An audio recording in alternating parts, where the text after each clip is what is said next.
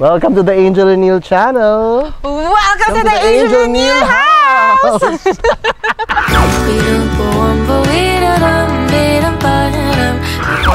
Ang dami namin tinignan na house. Makakasi inisip nila pag artista ko ganyan, ang bilis ng lahat. Pero ang tagal namin naghanap. Siyempre, kailangan komportable kami, okay sa locations ng trabaho namin, at kaya ng budget. For his business, kailangan medyo mas accessible ako. Nung akala namin wala na kami mapipiling bahay, sige kahit dito na lang tayo sa maliit na kondo ko. Actually, nag-argue pa kami kung kondo niya o kondo ko. Kasi hindi naman pwedeng pagastos. Dumating naman itong napakalaking blessing na to at in-offer naman ito ng family ni Neil. Ayos na namin tanggapin. Siyempre, nakakaya. Ayaw namin umasa, pero since only child, sobrang laking ginhawa, sobrang laking tipid namin sa mga bagay. Medyo old house siya, nirenovate lang namin ng konti. Actually, si Angel karamihan nag-design dyan. At first, wow, ang saya. Bahay na kami, finally, di ba? Pagdating dito, paano tayo magsimula? Paano maglinis? Siyempre, may problems, yung mga kuryente, mga gardening. Pipes. Paano namin siya gagawin na bahay namin? Turning the house into a home. Adding our touches in every area. Mahirap din kasi ang lakas ng personality ni Neil. Ako rin naman, meron akong sariling style, diba? Sinong mananalo sa inyo?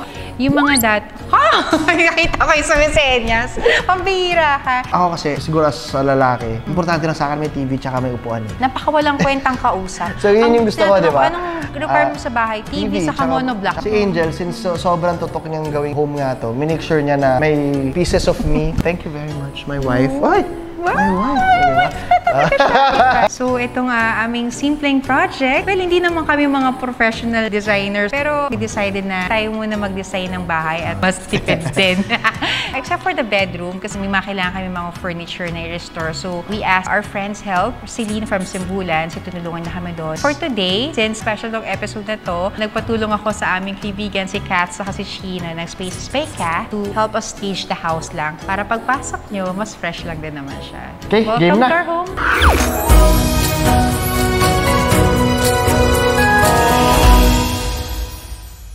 So, halika, tuloy kayo. So, itong aming tahanan. May kwento tong front door na to eh. This is our foyer. Hindi, sa loob yung foyer. This is not our foyer. Hindi, oo. So, ito yung pintuan na to. Medyo mabigat siya pagpasok. Sabi ko, walang handle. Okay, pagpasok, ganyan. Hi guys! Welcome to our home. Ay, thumbs up pala kanina. Tapos na yung point ulit. Ito nga pala ng aming foyer. Ano ba dapat ang tamang pronunciation, no? Ako, front door sa akin. Foyer? Foyer? Medyo noon, hindi ko siya ma-figure out. Kasi pag nasa labas ka, hindi mo siya ma-lock. So, kailangan may magsasarado for you. Pero sobrang astig lang niya. Kasi, Designed to by Flood Tayag. Ito talaga, sa labas so dapat. Pero kailangan namin ng sanitizing area. Ilagay muna namin dito pansamantala. Pitik to ni Neil Daza. Nakita ko siya sa isang art fair online. Tapos nakita ko, ay si Neil Daza. Siya sa mga titingin ng DOP sa bansa natin. Kumuha ko to as a remembrance. At may pirma niya. So ito, ilagay ng mask ko. This is my Rhea alcohol. At ang pag-disinfectant wipes. At ito, disinfectant spray for your stuff. 51st. So pasok dito sa aming sala.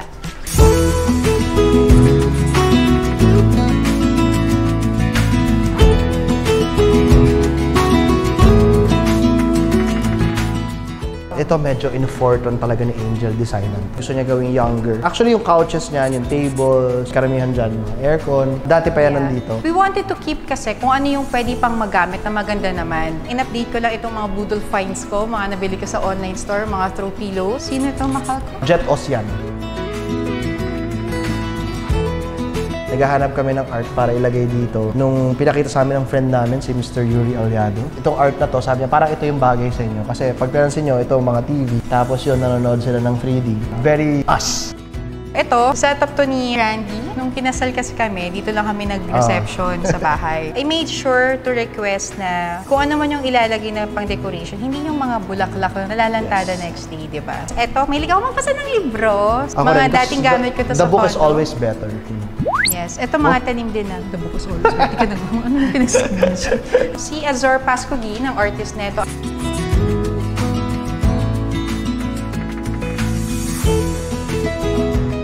Itong dalawang to, memorable to sa akin kasi nakuha ko to sa auction ng Red Cross na naimbitahan ako. Yes.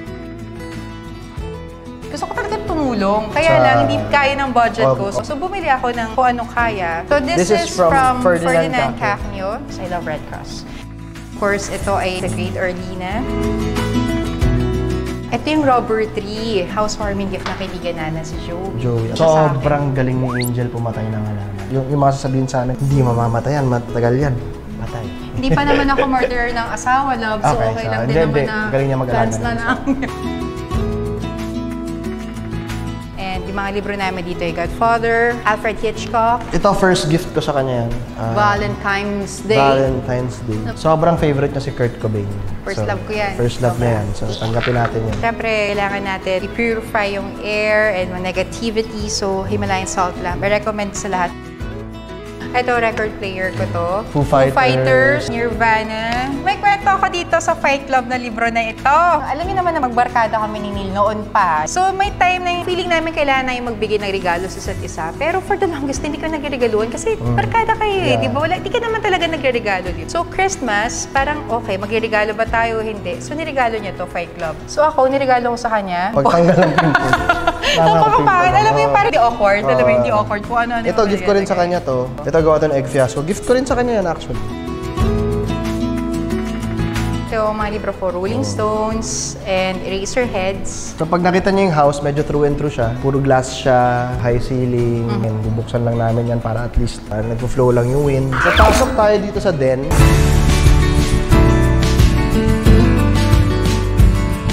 This is my favorite place. Ito talaga, medyo dream ko to. Itong malaking TV. Itong soundbar, kinuha namin to sa Abenson. Itong couch ito matagal na to. Usually, nahuhuli ako ni Angel dito tulog. So, actually, ganito ang favorite position ko dito. Nakikita niya ako nakaganyan. Tapos pag medyo inantok na ako, maakit na ako pa ganyan. Tapos pahiga ng ganyan. Ito, PlayStation ng anak ko to. Yan, painting namin yan. Kami gumawa niyan. Ino-auction namin yan for 1 million pesos. Sir, bulok. Paint by numbers lang yan, pero kami gumawa.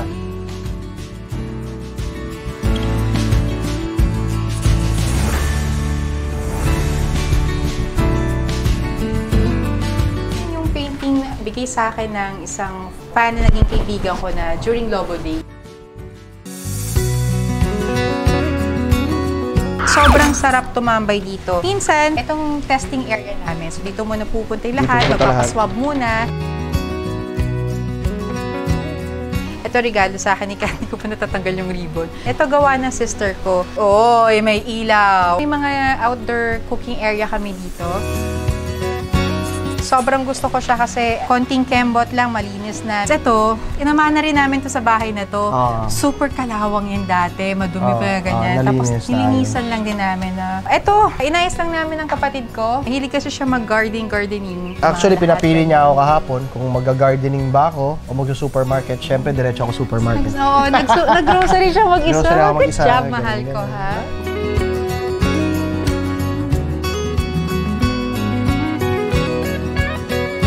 Dadaan tayo sa sala. So this is our dining room.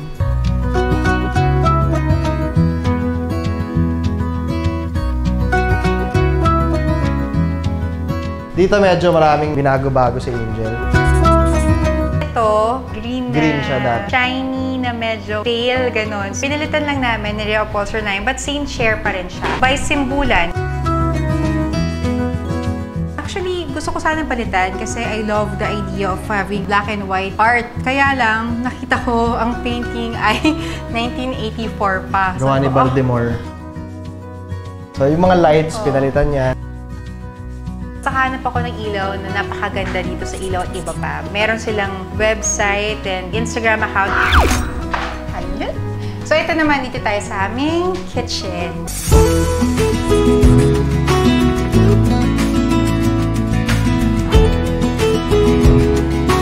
Ang pinalitan ko lang dito kasi okay pa naman yung quality niya. Ito, kasi medyo nasisira na siya.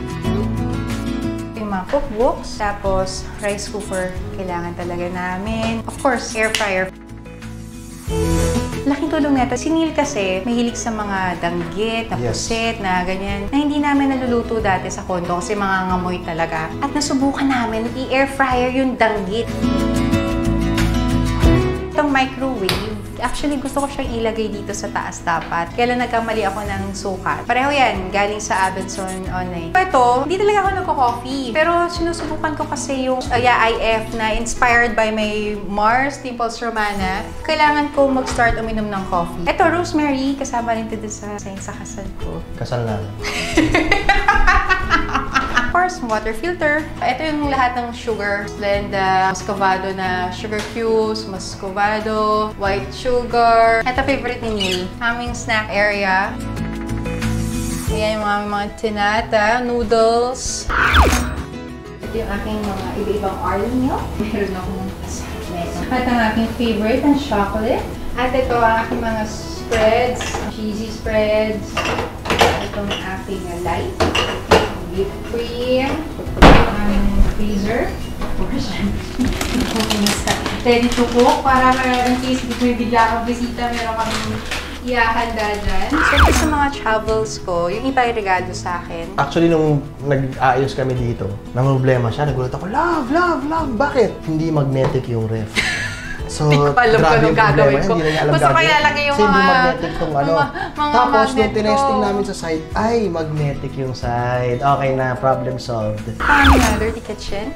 Maganda dito kasi malaki yung bintana niya. So, pag nagluluto ka na medyo may maamoy, free siya na lumabas ng bahay. Pero amoy ng kapitbahay namin. So, itong aming water dispenser. Ayan, yan yung mga bagay na hindi ko maintindihan nung palipat pa lang kami dito. Sobrang importante kay Angel yung mga ganyang bagay. Lalagyan ng foil, lalagyan ng wrapper, lalagyan ng tissue. Siguro naintindihan ako ng ibang lalaki, no? Para sa lalaki kasi pinapatong lang yan. Nung lumipat pala kami dito, nasira na kasi yung lumang range. Ito, bilang pangalan ko magkaroon ng Elba na range kasi nakikita mo sa mga magagandang bahay. Super happy ako kasi nabili rin namin siya online sa abenson.com. Nag-install na ito yung Smile Serve. So ito, dito tayo sa foyer natin ulit. May secret door tayo dito. Papunta sa kitchen at sa utility room. Ito, ang aming secret door. Dito tayo. Pinalagyan lang namin ito for more cabinet. Saka may area sila na mag-relax, kumain. Nung time na titignan pa lang namin yung bahay, sobrang laki ng problema ni Angel. Wala daw lalagyan yung walis niya. Gusto ko kasi may closet yung walis. May lalagyan na naman talaga yung walis. Wala to dati. Pinaggawan niya. Meron ng closet ang mga walis niya. Gawan niya. Kailangan talaga ng ganyan eh. Para pag maglinis ka, isa lang yung pupuntahan mo. Okay, so ito, hindi may TV sila dito para makapag-rest sila kasi tatlo sila dito. Dapat siguro mas marami pa naglilinis sa totoo lang, di ba? Pero nagagawa nila ng paraan. Ganon sila ka-efficient. Ito, mini bar nila to. Ito sila nagiinuman. Actually, oo. Minsan. Ito yung pinost dati ni Angel na nabudol siya. Akala niya talaga coffee cup na malaki. Espresso pala siya. Tapos ito yung girls room. Ito yung mga girls room namin siya. Maliit lang naman siya. Tapos may CR sila, shower and toilet. Okay, ngayon naman ay dito tayo sa garahe. Ito yung storage. Huwag yun ang salipin, utang na loob. Ayaw na bukas. Oh my God! Akala niyo malinis ang bahay namin. May mga sekreto kami. Ito, yung mga motor na drivers namin. Extra ref. Extra freezer. Ito, yung golf car ko. Gift sa akin ni Angel to for my birthday. Favorite ko na gift niya kasi gamit ko to halos araw-araw ko gamit yan. Ito yung baby. Nag-promise ako dati na hindi ko to i-let go. Kaya lang, darating yung panahon, syempre nag-asawa ka na or dumating din yung pandemic, ma-realize mo talaga kung ano yung mga dapat i-keep mo. So kahit sobrang mahal na mahal ko tong sasakyan na to, technically hindi ko na siya talaga kailangan. Actually, may bumili na neto. Kailangan ko namang paalam sa kanya. Talaga.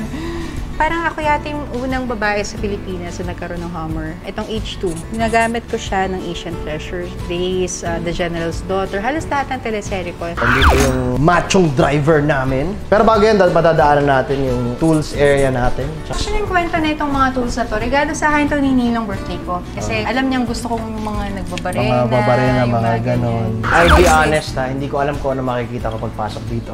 Baka may babae. So kung gusto nyo pumikit sa segment na to, pikit lang kayo. Yan. TV naman sila, may kama, Ayan, mga sapatos nila. Ito ang ating outdoor laundry area. Dati, ito wala ito. Ito, narecommend sa akin ng contractor na bakbakin ko na lang yung test kasi sobrang itim. Pero bilang OC ako, sinubukan kong kiss-kissin talaga ito isa-isa. Pinahirapan ko rin yung sarili ko. Hindi ako gumamit ng Moriarty. Gumamit ako ng mga organic and natural products to whiten and to remove the stain. So, kinis-kiss talaga namin yan. Itong area na to, ito yung mga masasabi ko, isa sa mga bagay na nalaman ko about Angel na hindi ko pa alam kahit ang tagal na namin. Wala yan dati. Kailangan daw may bahay ang washing machine. Ang ganda naman. Yung bahay na may bubong, hindi niya ako maintindihan. In all fairness, ang ganda naman ng ginawa niya. Na-enjoy ko yung mga laba-laba moments. Kasi isa sa mga nagustuhan ko nga pala dito sa sa washing machine, sa dryer na to. Meron siyang allergy care feature kasi sobrang grabe yung allergies. Ako meron din, pero ito grabe talaga. Ganito rin sa dryer natin, meron siyang feature para sa dust mites naman. Ito mga voodoo finds ko rin online. Tapos gusto ko kasing wood na sipet, tapos nilagay ko lang siya dito sa jar. Kung ano mang kulay niya, yun ang generator namin dito sa bahay. Ito ay Boodle Finds din, para pwede ka sila magkape, tumambay. Regalo to sa akin dati, sa lumang kondo ko pa, para dun sa terrace natin. Eh, hindi magkasya doon. Hindi siya nilagay. Ito yung daan papuntang Sampayan area. Sobrang mahilig ako sa aloe vera. So, kalamansi! Nakakuha kami dyan ng aming pangsawsawan. Lumang sampayan na to talaga dito eh. Yung kapitbahay namin, nagpaplantita sa kabila. Malamang sa amin eh, kami makikinabang niyan. So, hinayaan ko lang. Naglagay kami ng konting vegetable garden dito. Or herb. Ito ay citronella para pag sa mga malamok kasi, so meron kaming ganyan. Ito sweet basil, sile. Ito ay tarragon. At ito ay lavender. Actually, ngayon lang ako nakapunta dito. Tapos ito, may daan ka rin. Papunta na dito sa aming garden. Sarap kasi mga bangkok santol nila dyan talaga. Tapos nalalaglag lang dito sa amin. Siguro sa isang, ba't pa ako nakaganito? Sa isang araw, mga 20 peraso yung manalaglag. Tapos, minsan sinusungkit ko ng iba. So, nakakawa kami. Maingay, baka magalit yung kapitbahay na. Uy, na-space na natin yan. Nasa atin nalalaglag. Ito na nga, didiretso na kami sa aming pool area.